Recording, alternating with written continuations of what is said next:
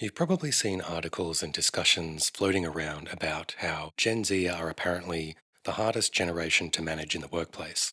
Well, today let's unpack some of what's going on beneath the surface of this topic and what companies can learn to create a more harmonious work environment. So let's kick this topic off by stating that this idea about Gen Z is mostly just history repeating itself.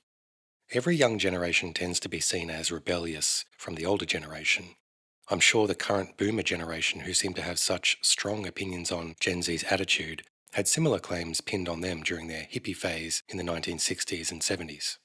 But there is nuance we should look into, and it's worth at least listening to the arguments the older generations have been putting forward.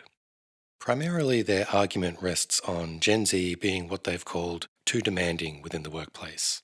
They often claim Gen Z are unreliable, have questionable analytical skills, expect too much flexibility around their work, and constantly question authority. These traits have made it hard for older millennials, Gen Xers, and boomers in how they manage this younger working cohort. It's important for us to understand the context around this generation. One of the most defining characteristics being that many of them were either finishing high school or university during the COVID pandemic era. This is key for at least two reasons. The first being that this generation went through a time when their routine of in person studying shifted to an online format, with all its pros and cons. One of the pros here being that students were able to see the benefits of home life, in which errands and activities outside of work could blend seamlessly within their daily work and study routine, rather than being blocked off to morning and evening time slots. However, the other arguably more influential reason here is that this generation were now more exposed to the details of their parents' working lives. What was previously just an abstract idea of mum and dad go to an office, they come home looking exhausted, eat dinner and pass out, they were now able to see what work truly looked like.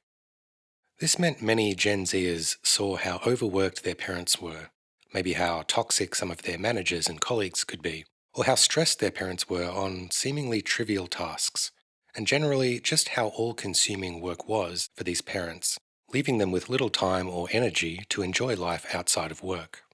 Of course, this is subjective and every household is different with different experiences, but I believe this is a key driver in why many Gen Zers approach work so differently to previous generations.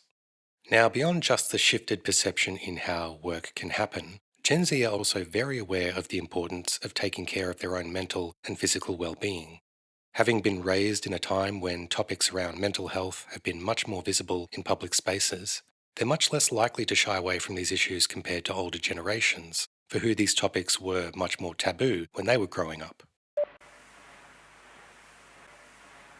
So, with the history mostly covered, let's try to understand what Gen Z actually wants when it comes to work.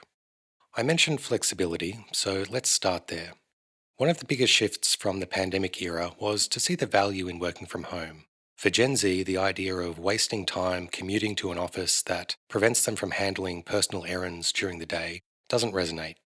I've even heard numerous first-hand stories of job applications from Gen Z being withdrawn if a requirement to be on site is discussed. And beyond just the flexibility, there's a desire for Gen Z to be managed very differently. And this is where the real tension starts to begin. Gen Z have learned from a young age of the mental health challenges many people face and how work can often play a large role in these issues. They're acutely aware of the need to work in healthy environments that are supportive and nurturing, rather than many of the more historical, somewhat tyrannical environments older generations are used to.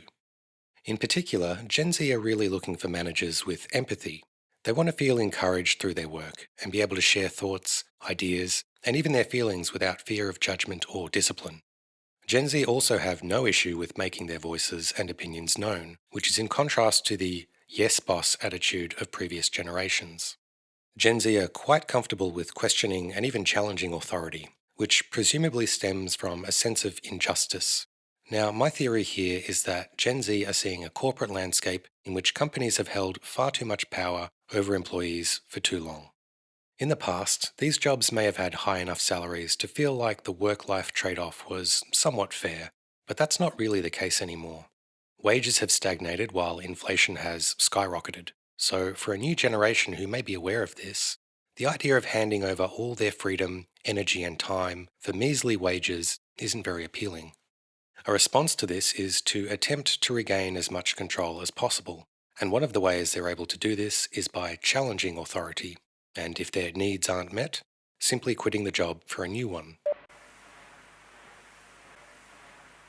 The summary so far is that there are two different sets of expectations between what Gen Z expects from the workplace and what older managers and executives expect from their employees.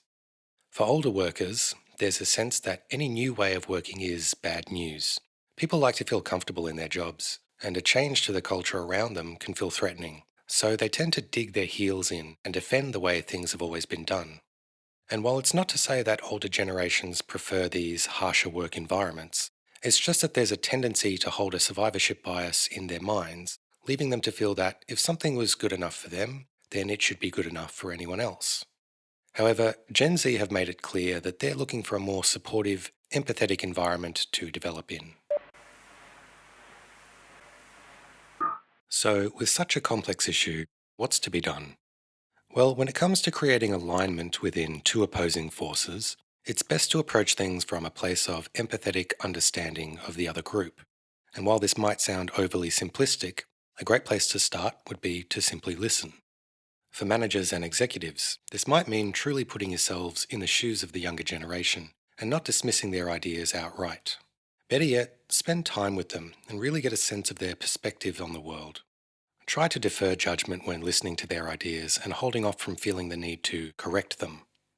While it's not an easy feat, I believe that if managers can better understand their employees' needs, even at an individual level, they'll be much better at bringing out their best. After all, there's no one size fits all approach for people in pretty much any aspect of life, and that includes work. That's it for today. If you enjoyed this video, please like the 70 TikToks I sent you last night, share some fashion advice with a Gen X co-worker, and subscribe to my playlists on Spotify, they're total vibes. And if you're an entrepreneur or business owner, follow this channel where we'll talk more about topics such as business, creativity, and innovation. See you next time.